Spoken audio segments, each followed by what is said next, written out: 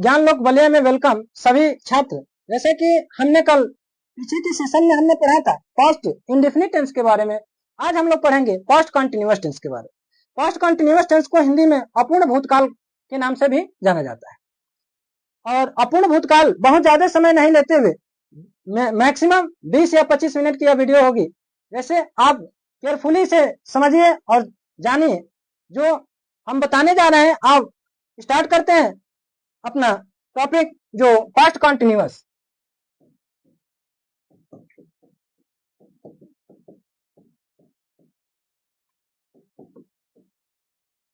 Past continuous tense को हिंदी में अपूर्ण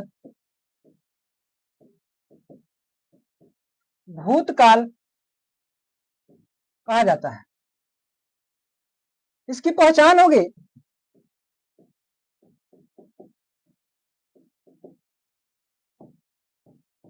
इस टेंस के हिंदी वाक्यों के अंत में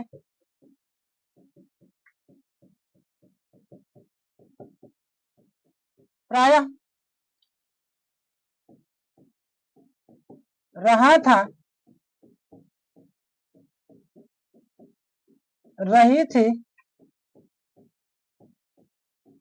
रहे थे आदि शब्द आते हैं।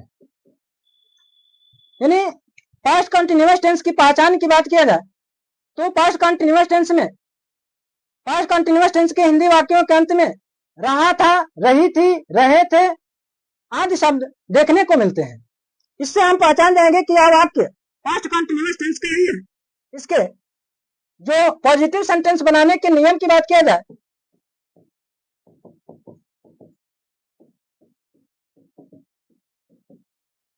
पॉजिटिव सेंटेंस बनाने के नियम की बात किया जाए तो इसका रूल होता है कि सिंगुलर सब्जेक्ट के साथ सहायक क्रिया वाज का प्रयोग करेंगे, जबकि प्लूरल सब्जेक्ट के साथ सहायक क्रिया वेयर का प्रयोग करते हैं। और दोनों ही कंडीशनों में मेन वर्ब की आईएनजी फॉर्म का प्रयोग किया जाता है। तो थोड़ा सा बस नियम है इसका कि सिंगुलर सब्जेक्ट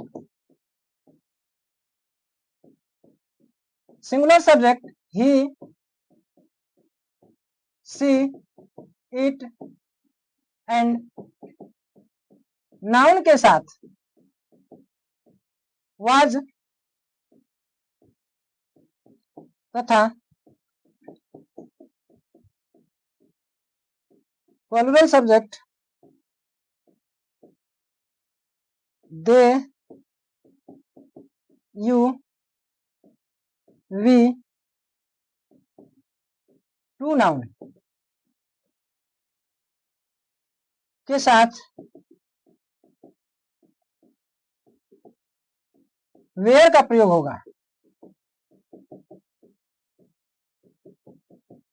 ये तो इसके नियम हुए। स्ट्रक्चर की जहां तक बात है तो स्ट्रक्चर होता है कि सब्जेक्ट प्लस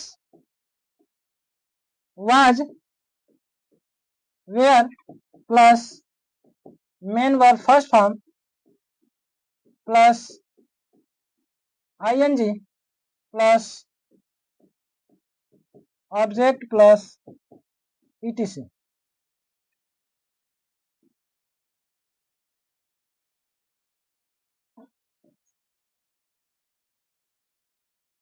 ये सिंपल सेंटेंस या पॉजिटिव सेंटेंस, सिंपल सेंटेंस को कई नामों से जाना जाता है, पॉजिटिव, अफर्मेटिव, असर्टिव या सिंपल सेंटेंस, इन 4 नामों से जाना जाता है। तो आइए कुछ एग्जाम्पल हम बनाते हैं। जैसे वह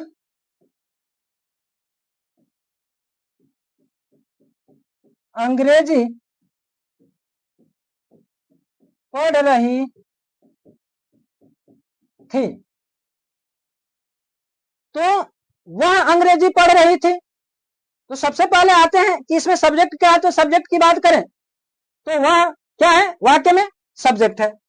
मेन वर्ब क्या है, तो रही है को हटा दिया जाए तो क्या मिलेगा, पढ़ मिलेगा। पढ़ना इसमें क्या है, मुख्य कार्य है। अब बनाते हैं स्ट्रक्चर के अकॉर्डिंग। तो सी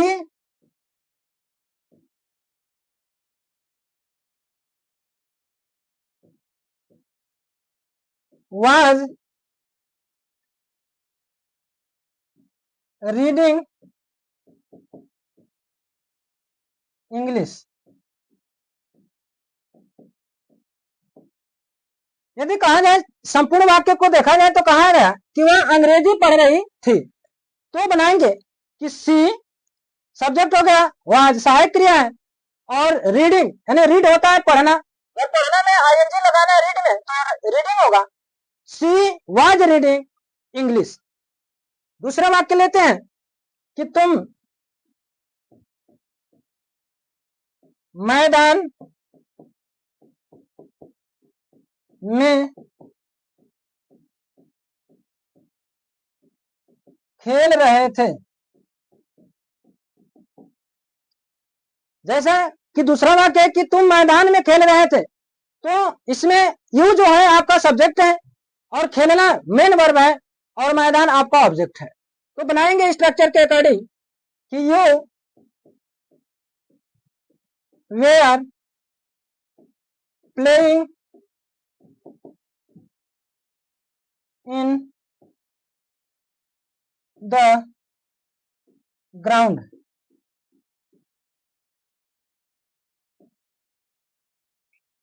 you were playing in the ground, यदि यही रहता कि तुम खेल के मैदान में खेल रहे थे,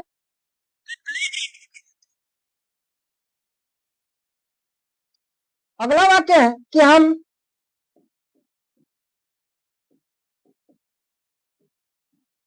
स्कूल से आ रहे थे, तो बनेगा कि वी वेयर, कम कम में आईएनजी जोड़ेंगे, हो जाएगा कमिंग फ्रॉम स्कूल। अब फ्रॉम जब कहीं से आया जाता है तो फ्रॉम का प्रयोग, जब कहीं जाया जाता है तो टू का प्रयोग किया जाता है। तो यह तीसरा वाक्य है कि हम स्कूल से आ रहे थे, तो वी क्या हो गया, आपका सब्जेक्ट हो गया, और सहायक क्रिया वी के साथ वेयर का प्रयोग होगा। उसके बाद आना की अंग्रेजी आप सब जानते हैं कि कम होती है, कम में आईएनजी जोड़ दिए, कमिंग हो गया, और से के लिए फ्रॉम का इस्तेमाल किया गया है, और स्कूल ऑब्जेक्ट है तो स्कूल रहेगा। अब चलते हैं इसके नेगेटिव सेंटेंस की बात करते हैं।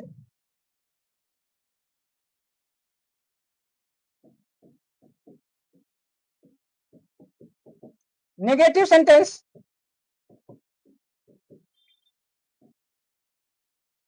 नकारात्मक वाक्य में स्ट्रक्चर आपका होता है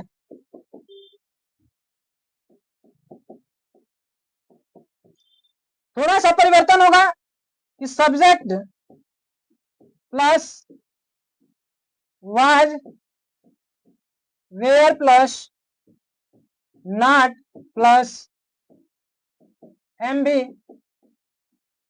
first form plus ING plus object plus ETC. कुछ एग्जाम्पल देखते हैं। जैसे कहा जाए कि वे गणित नहीं पढ़ रहे थे, तुम बात नहीं कर रहे थे, वे अपना काम समाप्त नहीं कर रहे थे, ऐसे बहुत सारे उदाहरण लिए जा सकते हैं। तो हम एक सेंटेंस लेते हैं कि वे फुटबॉल नहीं खेल रहे थे। तो बनाएंगे स्ट्रक्चर के अकॉर्डिंग, दे सब्जेक्ट है तो दे के साथ सहायक क्रिया वेयर, नहीं लगा हुआ है तो नॉट, उसके बाद मेन वर्ब प्ले, उसमें आईएनजी जोड़ेंगे playing, they were not playing, क्या खेल रहा है तो फुटबॉल। यानी संपूर्ण वाक्य को देखें तो बनेगा कि दे वे आर नॉट प्लेइंग फुटबॉल, वे फुटबॉल नहीं खेल रहे थे। अगला सेंटेंस,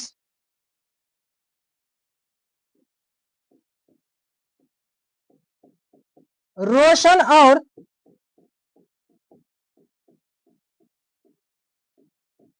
मंजित बात नहीं कर रहे थे। तो बनाएंगे स्ट्रक्चर के अनुसार, रोशन एंड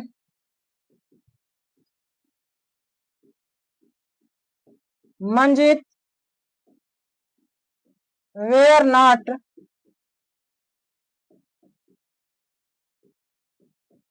टॉकिंग।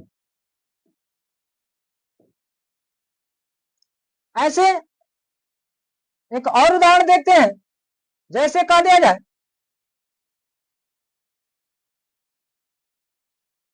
कि वह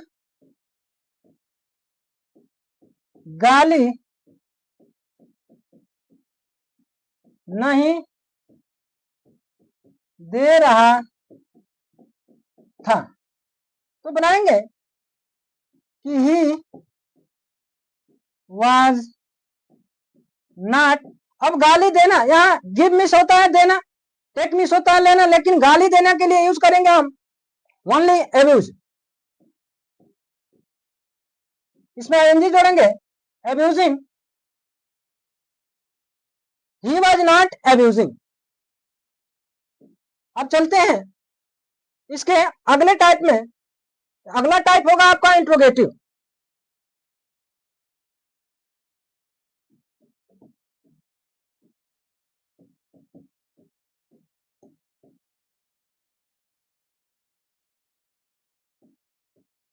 इंट्रोगेटिव में हम लोग देखेंगे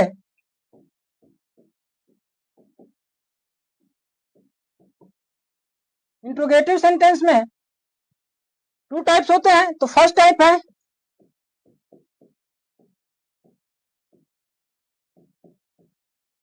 कि वाज और were plus subject plus main verb plus first form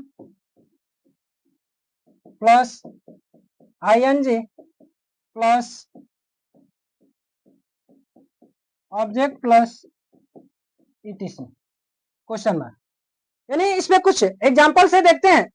इसका स्ट्रक्चर है कि जब प्रश्नवाचक वाक्यों में प्रश्न सूचक शब्द वाक्य के प्रारंभ में आते हैं तो प्रश्न सूचक शब्दों की अंग्रेजी नहीं बनाते। उसी के अकॉर्डिंग हमने स्ट्रक्चर लिखा है और कुछ उदाहरण को हम लिखते हैं और समझते हैं।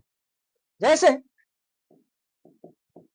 कहा जाए कि क्या तुम शोर मचा रहे थे। तो जैसा कि वाक्य है कि क्या तुम शोर मचा रहे थे, तो क्या यानी प्रश्न सूचक शब्द है, और जब प्रश्न सूचक शब्द पहले आ गया है तो हमने स्ट्रक्चर लिखा है कि सहायक क्रिया वही लिखी जाएगी जो सब्जेक्ट के अनुसार फिट हो। सब्जेक्ट के अकॉर्डिंग यानी देखा जाए तुम के अनुसार सहायक क्रिया वेयर का इस्तेमाल होगा, तो लिखेंगे वेयर यू। शोर मचाना का होता है, शोर का होता है नॉइज, और मचाना के लिए हम लोग लिखते हैं मेक। तो मेक में ही हमें आईएनजी जोड़ना होगा। Were you making a noise, यानी कहा जाए कि क्या तुम शोर मचा रहे थे, तो बनाएंगे कि were you making a noise. दूसरा वाक्य लेते हैं, किस कैसे सीमा बाजार से आ रही थी। तो बनाएंगे सीमा के अनुसार हेल्पिंग वर्ब वाज का इस्तेमाल होगा, तो was Seema coming from market, यानी सेंटेंस है कि कैसे सीना बाजार से आ रही थी, तो ट्रांसलेट जब करेंगे तो बनाएंगे कि वाज सीना कमिंग फ्रॉम, यानी फ्रॉम का इस्तेमाल हुआ से के लिए, मार्केट। दूसरा इसी का सेकेंड टाइप होगा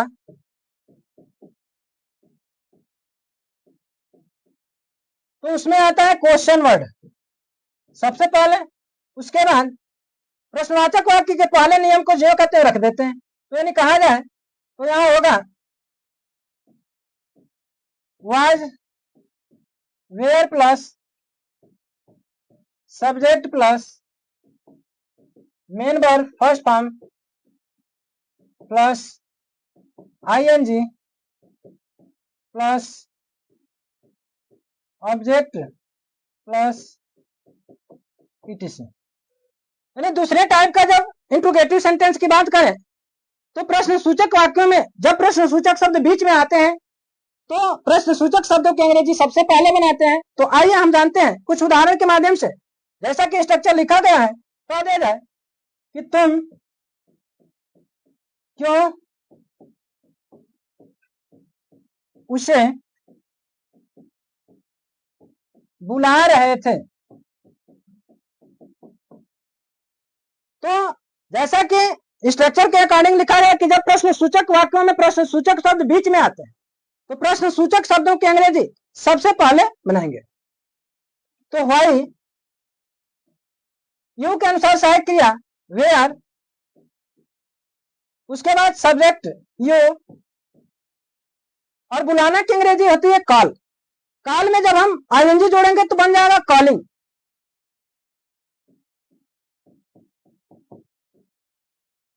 वाई वेयर यू कॉलिंग, उसे वर्ड जब आया उसे शब्द के लिए हम हिम का प्रयोग करेंगे या हिज, कॉलिंग हिज। दूसरा वाक्य लेते हैं, अब वे क्या लिख रहे थे। तो अब वे क्या लिख रहे थे तो बनाएंगे कि व्हाट वेयर दे, लिखना की अंग्रेजी होती है राइट, आईएनजी जोड़ेंगे बन जाएगा राइटिंग।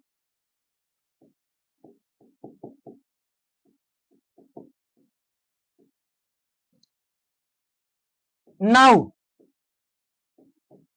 अब नाउ अब के लिए इस्तेमाल होगा, नाउ को या तो फर्स्ट में लिखेंगे नहीं तो लास्ट में लिखेंगे। अगला है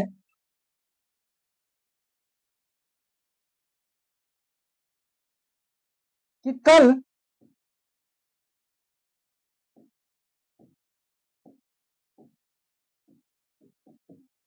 कब से वर्षा हो रही थी, तो बनाएंगे कि when was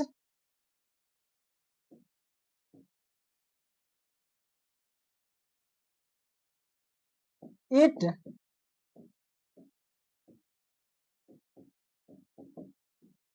raining yesterday। यानी कहा जाए कि कल कब से वर्षा हो रही थी तो बनाएंगे कि when was it, इसमें कोई सब्जेक्ट नहीं, जहां कोई सब्जेक्ट नहीं रहता है तो इट का प्रयोग कर लेते हैं, इट रैनिंग yesterday। एक और सेंटेंस देखते हैं, जैसे हम कैसे बच्चों को डांट रहे थे। तो इसमें भी इंट्रोगेटिव वर्ड बीच में आया तो सबसे पहले उसकी अंग्रेजी बनेगी हाउ। वेयर हेल्पिंग वर्ब हम के अनुसार how were we scold. Scold means होता है डांटना, और डांटने में जब स्कोल्ड में आईएनजी जोड़ेंगे तो होगा स्कोल्डिंग।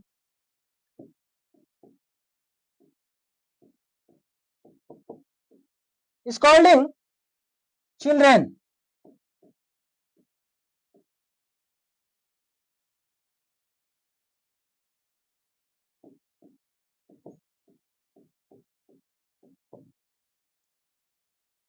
इसी में जब देखें, जब प्रश्नवाचक नकारात्मक होंगे तो उसमें थोड़ा सा चेंजेस होगा कि सब्जेक्ट के जस्ट बाद नॉट को हम यूज करेंगे। जैसे